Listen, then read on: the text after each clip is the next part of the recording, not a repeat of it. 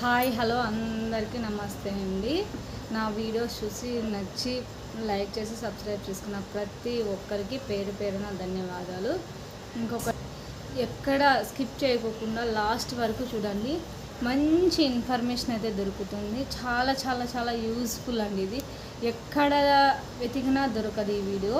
Plus చూడండి, చూసి మీకు నచ్చినట్లయితే లైక్ చేసి షేర్ చేసి సబ్స్క్రైబ్ చేయండి. ఓకేనా? Please watch. ధర్మం అనేది అందరినీ కాపాడే దైవం లాంటిది. అదే అధర్మం అనేది అందరినీ నాశనం చేసేలా రాక్షసి లాంటిది. అందుకే కదా ధర్మో రక్షితి రక్షిత అంటారనమాట.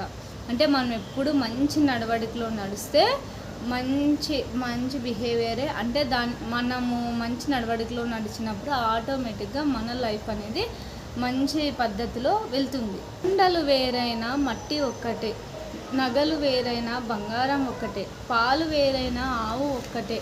అదేవిధంగా మనుషులు వేరైనా పరమాత్ముడు ఒక్కడే అని తెలుసుకున్న వాడే జ్ఞానం అన్నమాట. అంటే ఎన్ని మనం చూసే డిఫరెన్స్గా మన చూసే చూపులో వేరే ఉందేమో కానీ అందరిలో ఉండేది పరమాత్ముడు ఒక్కడే అనేదన్నమాట. వేరు కోరిక వేరా. కోరిక కోసం పరిగెడితే ఎదురు దెబ్బలు తగులుతాయి. అదే లక్ష్యం కోసం అడుగులు వేస్తే నీకు విజయాలు ఎదుర్కొంటూ నీ ముందుకు వస్తాయి. చూడండి, ప్రతి ఒక్క వర్డ్ చాలా చాలా ఇంపార్టెంట్ మన లైఫ్కి. ఇంకొకటి, ఎవరు ఏమి చెప్పినా వినే పొజిషన్లో ఉండాల. వాళ్ళు ఏది తెలుసులే, వాళ్ళకేం తెలుసులే అనేది కాదనమాట. ఎవరు ఏమి చెప్పినా మనం కరెక్ట్ వేలో నడుస్తున్నప్పుడు ఎదుటి వ్యక్తులు కూడా మనల్ని ఖచ్చితంగా మెచ్చుకుంటారు.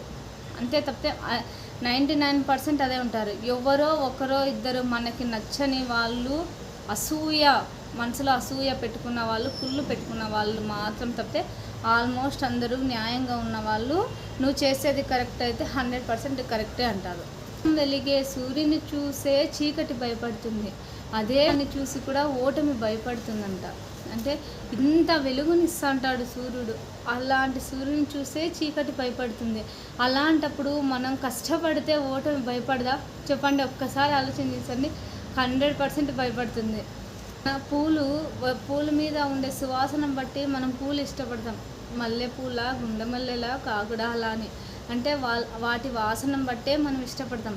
అదేవిధంగా మన మాటలు, మన బిహేవియరు, మన నడిచే నడవడికను బట్టే మనం ఎదుటి వ్యక్తులకు కానీ ఇష్టపడతాం. మనం చేసేది రాంగ్ వేలో పోయి వాళ్ళు ఇలా అన్నారు, వీళ్ళు ఇలా అన్నారు అంటే ఇలా సేమ్ మనం చేసేది కరెక్ట్ రాంగ్ అనేది మనకి తెలుస్తుంది. ఎదుటి వ్యక్తులు ఏలెత్తి చూపించేంత వరకు మనం ఉన్నామంటే మనం 100% రాంగ్ వేలోనే వెళ్తుంటాం. ఒక్కసారి ఆలోచన చేసుకోండి. వాళ్ళు వదిలేసారు, వీళ్ళు అన్నారు, వాళ్ళు అన్నారు, ఇది కాదు.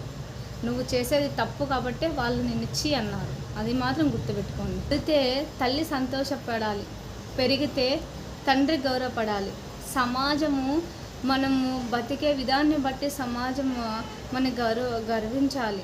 అంటే మనం చనిపోతే మన శత్రువు కూడా మనల్ని చూసి ఏడ్చాలి. అట్లా బతికి చూపించాలి జీవితం అంటే. ఒక్క 5 నిమిషాలు మనం చనిపోయే ముందు మనం బెడ్ మీద ఉన్నప్పుడు ఓహో నేను ఇలా బతికింటే బాగుండు అనే దానికన్నా ఇప్పటి నుంచే ఇలా బతికితే బాగుంటుంది అని ఒక ప్లాన్ చేసుకోండి. లైఫ్ చాలా బాగుంటుంది. ఆకాశంలో గాలిపటం ఎగరాలి అంటే ఒకటి దారం కావాలి. ఆ దారం వదిలేసినప్పుడు అది గాలిపటం కిందకి పడకుండా ఉండాలంటే గాలి అవసరం. కానీ దారం కనపడదు, గాలి కనపడదు. ఇవి రెండు గాలిపటానికి ఎంత అవసరమో మన లైఫ్ కూడా ప్రతి ఒక్కరు అంతే ఇంపార్టెంట్. నాకు వాళ్ళు లేకపోతే బతకొచ్చు, వీళ్ళ లేకుంటే బతకొచ్చు, వాళ్ళేం అవసరము, వీళ్ళేం అవసరం కాదు. నీ విలువ నీకు నచ్చిన వాళ్ళకి తెలిస్తే చాలు. ఓకే?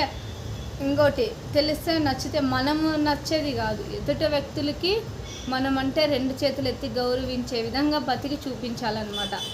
గర్వం తలెక్కినప్పుడు, మన పొగురు తలకెక్కినప్పుడు ఒకసారి శ్మశానం చూడండి. మనకంటే ఎంతో బలవంతులు, గుణవంతులు, గొప్ప వాళ్ళు మట్టిలో కలిసింటారు. మనం ఎంత ఆఫ్టర్ ఆల్ వాళ్ళ కాలి గోటికి కూడా సరిపోవు. అలాంటప్పుడు మనం ఎంతగా ఏ విధంగా బతకాలో ఒక్కసారి ఆలోచన చేయండి. ఎప్పుడు వాళ్ళదేంలే, వాళ్ళ మాట ఎందుకు వినాలే, గర్వం అనేది, పొగురు అనేది ఎంత దిగజారుస్తుందో ఒక మనిషిని ఒక్కసారి ఆలోచన చేసుకో. ప్రమాదకరమైనది దుఃఖం, అది దిగమింగడం నేర్చుకరమైనది, ఇంకా భయంకరమైనది నిరాశ.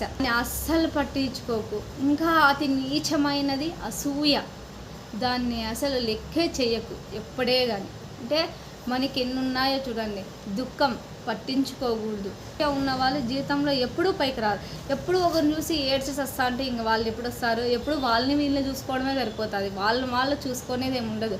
వాళ్ళెట్లా వీళ్ళెట్లా వీళ్ళు ఇదే సమస్యలోనే సగం లైఫ్ అయిపోతుంది. రెండు విషయాలు నువ్వెవరో నీకు తెలుస్తాయి. అవి ఏమీ లేనప్పుడు నువ్వు ఎంత ఓపికంగా ఉన్నావో తెలుస్తుంది. రెండవది, నీ దగ్గర అన్నీ ఉన్నప్పుడు నీ బిహేవియర్ ఎలా ఉందో అప్పుడు తెలుస్తుంది. అంటే డబ్బులు, ఆస్తి, అంతస్తు ఉన్నప్పుడు నువ్వు పొగరుగా బతుకుతున్నావా, తగ్గి బతుకుతున్నావా అనేది అప్పుడు తెలుస్తుంది అనమాట. ఏమీ లేనప్పుడు నువ్వు ఎలా బతుకుతున్నావు, లేనప్పుడు ఎలా ఉన్నావో ఉన్నప్పుడు అదే విధంగా ఉండాలి. అదే జీవితం. ఓకే, ఎప్పుడు ఎట్లా డబ్బులు ఉన్నా లేకపోయినా, తిన్నా తినకపోయినా ఒకే విధంగా ఒకే బిహేవియర్ ఎక్కడ నిలబెట్టినా నువ్వు తలెత్తుకొని నిజాయితీగా బతికి చూపించాల. అదే జీవితం. అప్పుడు బతికినప్పుడే దేవుడు కూడా నీకు మనిషి పుట్టుకిచ్చినాను శబాష్ అంటాడు తెలుసా. తనం అనేది మహావృక్షం లాంటిది. అది నువ్వు ఎంత నరికినా అది మొక్క పొదల్లో నుంచి మరీ మరీ మరీ పుడుతూనే ఉంటుంది. ఓకే, మంచితనాన్ని నువ్వు నరికేసి 10 మందిలో చెడు అని చేసినా కూడా వాళ్ళు ఏం చెడు కాదు. ఎందుకంటే వాళ్ళ బుద్ధి ఎక్కడున్నా అదే విధంగా ఉంటుంది. దాన్ని బట్టి ఎవరు ఎలాంటి వాళ్ళు అనేది 2 నిమిషాల్లో ఐడెంటిఫై చేయొచ్చు. నువ్వు పుట్టిన పని చేయకపోవడం, చేయవలసిన పనిని వాయిదా వేయడం రెండూ తప్పే. అంటే మనం ఈ టైంలో ఇది చేయం, ఆ పని చేయకూడదు కానీ చేస్తాం. రెండూ తప్పే. మించిన సద్గురం ఏది. ఎప్పుడు చేయాల్సిన పని అప్పుడే చేయాలా, ఎప్పుడు ఆలోచించాల్సిన వరకు అప్పుడే ఆలోచించాలా అని మాత్రమే ఆలోచించు, బలపడతావు.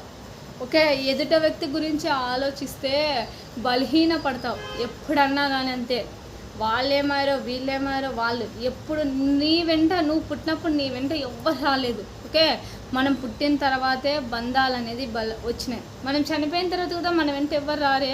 ఎవరు వస్తారు? కూతురు వస్తుందా, కొడుకు వస్తారా, భార్య వస్తుందా, తల్లిదండ్రులు వస్తారా, స్నేహితులు వస్తారా? ఎవ్వరు రారు. కాబట్టి నీ గురించి నువ్వు ఆలోచించుకున్నప్పుడు మాత్రమే ధైర్యంగా బతకగలం.